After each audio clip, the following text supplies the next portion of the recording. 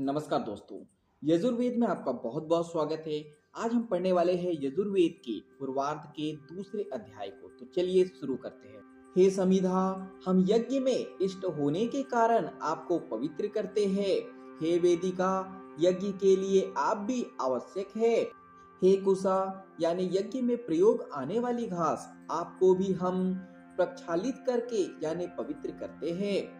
हे यज्ञ जल, आप अदिति यानी पृथ्वी को सींचते हैं। आप औषधियों को सींचते हैं। हे स्तूप के आकार वाले कुशो, देवताओं के लिए नरम यानी कोमल आसन के रूप में आपको फैलाया जाता है। हे यजमानो, आप देवताओं, पृथ्वी प्रति, पृथ्वी पालक और प्राणियों आदि के लिए आहुति अर्पित कीजिए।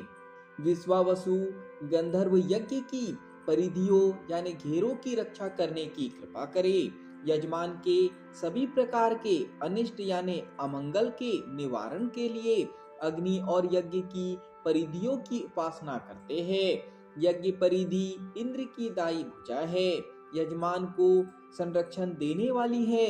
यजमान के सब प्रकार के अनिष्ट यानी अमंगल निवारण के लिए अग्नि और यज्ञ की परिधि की उपासना करते हैं।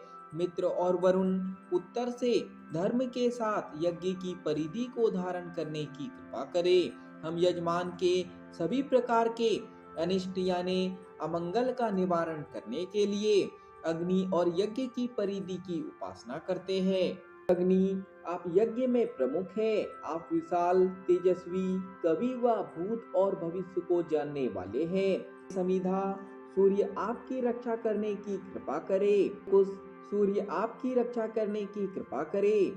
समिधा और कुश दोनों ही सविता देव की दोनों भुजाएं हो जाए। यहाँ यजमान भेड़ के बालों से बने आसन को बिछा रहे हैं। ये आसन हम देवताओं के लिए बिछाते हैं ताकि देवता सुखपूर्वक विराज सके। वजु, रुद्र व आदित्य पधार कर आसन पर विराजने की कृपा करे। जुहू नामक यज्ञ साधन को घी प्रिय है। घी यानी घृत सिंचन के बाद वह प्रिय धाम यज्ञ स्थान पर पधारने की कृपा करे। को घृत देने की कृपा करे। उपभृत नामक यज्ञ साधन को घी यानी घृत सिंचन के बाद वह प्रिय धाम यानी यज्ञ स्थान पर पधारने की कृपा करे। ध्रुव नामक यज्ञ साधन को घी प्रिय है। घृत सिंचन के बाद वह अपने प्रिय धाम यज्ञ स्थान पर पधारने की कृपा करे। हे विष्णु, आप यज्ञ स्थान पर पधारने व विराजने की कृपा कीजिए। आप यज्ञ साधनों, उसे करने वालों और उसके सहायकों की रक्षा कीजिए। हे अग्नि, आप अन्नदाता है। शक्तिमान लोग अन्न की प्राप्ति हेतु आपको समार्जित यानी शुद्ध करते हैं। हम आहुति के साथ देवताओं व पितरों को नमस्कार करते हैं। आप हमारे लिए कल्याणकारी होने की कृपा कीजिए। हे अग्नि, हम देवताओं को अर्पित करने के लिए पवित्र यानी शुद्ध घी लेकर आए हैं। हे अग्नि, इंद्र ने अपने बल से यज्ञ की प्रतिष्ठा बढ़ाई। विष्णु ने अपने बल से यज्ञ को उन्नति दी। आप अन्नदाता है। आप यज्ञ स्थल पर विराजमान हैं। हम आपकी छत्र छाया में रहना चाहते हैं। हम सदैव यज्ञ स्थल की पवित्रता को बनाए रखेंगे। हे अग्नि, आप यज्ञ की व्यवस्था और विधान को अच्छी तरह जानते हैं। आप देवताओं के दूत हैं। आप पृथ्वी लोक से स्वर्ग लोक तक आहुति पहुंचाने की कृपा करते हैं। आप पृथ्वी लोक व स्वर्ग लोक की रक्षा करने की कृपा कीजिए। इंद्र अन्य देवताओं सहित घी की हवि से तृप्त व ज्योति से ज्योति में एकाकार होने की कृपा करे। हे इंद्र, आप हमें इंद्रमय बनाने की कृपा कीजिए। आप हमारे लिए धन धारण करने, हमें धनवान बनाने, आशीर्वाद प्रदान करने व हमारी आशाएं फलीभूत करने की कृपा कीजिए। आप हमें आशीर्वाद दीजिए। पृथ्वी माता के समान हैं। हमने पृथ्वी माता की उपासना की है। हम यज्ञ की अग्नि प्रज्वलित करते हैं। आप हमें अपने जैसा तेजोमय बनाएं। हम आपको लोकहित के लिए आहुति समर्पित करते हैं। हे यजमानों, हमने स्वर्ग लोक के पिता को अपने समीप आमंत्रित किया है। हमने उसके पिता की उपासना की है। हम अग्नि का आवाहन करते हैं। आहुति हमारा कल्याण करने की कृपा करे। सविता देव ने आहुति उपजाई है। अश्विनी कुमार अपनी भुजाओं से इस हवि को ग्रहण करते हैं। पूषा देव दोनों हाथों से यज्ञ के इस अन्न को ग्रहण करते हैं। सभी देव अग्नि के मुख से अन्न ग्रहण करने की कृपा करें। हे सविता, हम आपके लिए इस विशाल यज्ञ का अनुष्ठान करते हैं। आप यज्ञपति हैं, आप इस यज्ञ की व हमारी रक्षा करने की कृपा करें। हे सविता, आप अपने वेगवान मन से घी का सेवन कीजिए। बृहस्पति देव इस यज्ञ का विस्तार करने व इसको धारण करने की कृपा करें। यह यज्ञ सभी देवताओं को आनंदित करने की कृपा करें। दोनों देव हमें प्रतिष्ठित करने की कृपा करें। हे अग्नि, यह आपकी बढ़ोतरी के लिए समिधा है। आप अपनी बढ़ोतरी के साथ हमारी भी बढ़ोतरी करने की कृपा कीजिए। हम आपकी बढ़ोतरी करते हैं, हम अपनी बढ़ोतरी पाते हैं। अग्नि अन्न उपजाते हैं, हम आपका समार्जन करते हैं, अर्थात आपको जल से सींचते हैं। हे अग्नि, हम वैसी ही विजय श्री पाना चाहते हैं जैसी विजय सोम और अग्नि ने प्राप्त की है। अग्नि और सोम उनको दूर हटा दे जो हमसे द्वेष करते हैं, वे उनको दूर हटा दे जिनसे हम द्वेष करते हैं।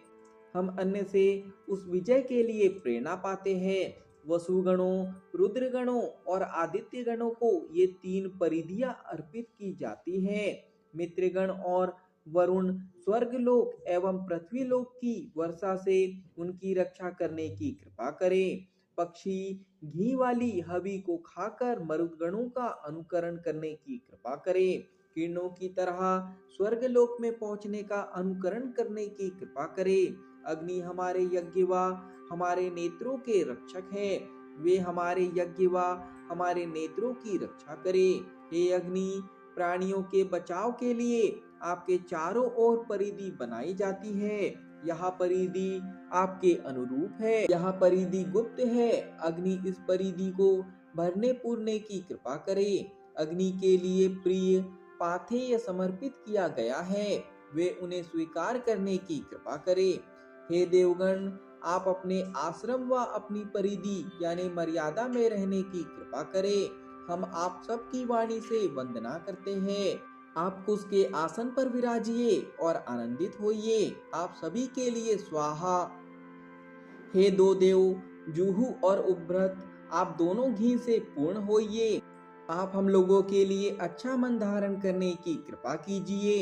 यज्ञ व उसके देव उब्रत को नमस्कार।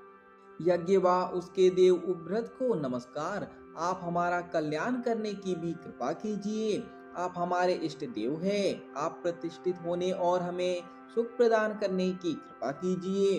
हे अग्नि, आप हमें शत्रुओं, शस्त्रों व दूषित यानी विषैले भोजन से बचाइए। आप भोजन के उन विषैले तत्वों को दूर करने की कृपा कीजिए। आपका मूल स्थान सुखद हो। आपके लिए स्वाहा। आपके संरक्षण में रहने वालों देवी तथा यश की बहन सरस्वती के लिए स्वाहा। हे देवगण, आप ज्ञानमय हैं। आप हमें भी ज्ञानवान बनाने की कृपा कीजिए। आप हमारे लिए ज्ञान स्वरूप होइए। आपके गुण गाते हैं। आप मन के पालक हैं। यह यज्ञ देवों को समर्पित है। आपके लिए स्वाहा। वायु इस यज्ञ को धारण करके इसका विस्तार करने की कृपा करे। हे इंद्र, कुश के समूह को घी युक्त करते हैं। कुश के समूह को घी युक्त करके समर्पित करते हैं। कुश के समूह विश्व के साथ दिव्य नभ, अरिष्यगण व वसुगणों के साथ दिव्य नभ तक जाए, उनके लिए स्वाहा। कौन आपको छोड़ता है? किस लिए आपको छोड़ता है? वह आपको अन्य यानी याचकों और उनके परिजनों के लिए छोड़ता है। जो भाग अवशिष्ट है वह राक्षसों के पोषण के लिए है। हम वर्चस्वी हो, हम दूध से अपने तन को पोषित करें। हमारे मन कल्याणमयी भावनाओं से युक्त हो। हमारे लिए धन धारण करने की कृपा करें। हमारे शरीर में जो भी कमी हो वह पूरी करने की कृपा करें। विष्णु ने जगती छंद से स्वर्गलोक में पूरा भ्रमण किया है। उन्होंने जो हमसे द्वेष करते हैं और जिनसे हम द्वेष करते हैं उनका नाश कर दिया है। उन्होंने त्रिष्टुप का नाश कर दिया है।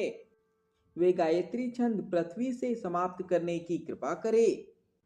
अन्न से ऐसे शत्रुओं को हटा दिया गया है, हम स्वर्गलोक को पाए तथा ज्योति संपन्न हो जाए।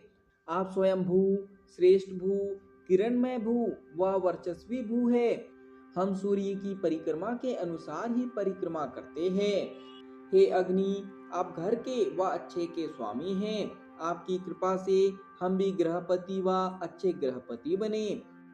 आपकी कृपा से हम भी बारंबार अच्छे गृहपति बने। हम अच्छे गृहस्थ हो। हम 100 वर्षों तक यज्ञ कर्म करें। हम सूर्य की परिक्रमा के अनुरूप अनुशासन का पालन करें। हे अग्नि, आप व्रतपति है। हम भी आपके व्रतों के अनुसार चलकर सामर्थ्यवान बनते हैं। आपने हमारी आकांक्षाएं फलीभूत की है।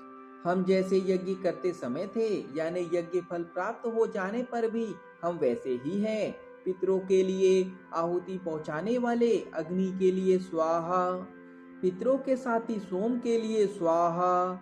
यज्ञ की वेदी के असुर और राक्षसगण दूर हो गए हैं, जो असुर रूप बदलकर या अन्य रूप में आकर पितरों के लिए अर्पित आहुति को खा जाते हैं। आप इस तरह अपना भरण पोषण करने वाले, नीच कार्य करने वाले राक्षसों को लोक से दूर करने की कृपा कीजिए।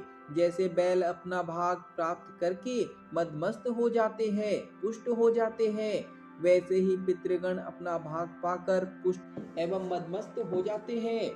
पितरों के रस रूप को नमन, पितरों के शुष्क रूप को नमन, पितरों के जीवन रूप को नमन, पितरों के अन्य रूप को नमन, पितरों के पोषक रूप को नमन, पितरों के उत्साह रूप को नमन, पितरों के क्रोध रूप को नमन, पितरों के मनु रूप को नमन। हम पितरों को घर, वस्त्र आदि समर्पित करते हैं। पितर भी हमारे लिए घर, वस्त्र आदि धारण करने की कृपा करें। हे पितृगण, आप गर्भ में ही बालक के लिए भरपूर पोषण प्रदान करने की कृपा कीजिए, जिससे वह वीर बन सके। ऊर्जा वहन करने वाली व ऊर्जामयी करने वाली, दूधमयी तथा अन्नमयी करने वाली जलधाराएं पितरों को तृप्त करने की कृपा करें। यहाँ पर यजुर्वेद के पूर्वार्ध के दूसरे अध्याय का समापन होता है। आज के लिए इतना ही। धन्यवाद।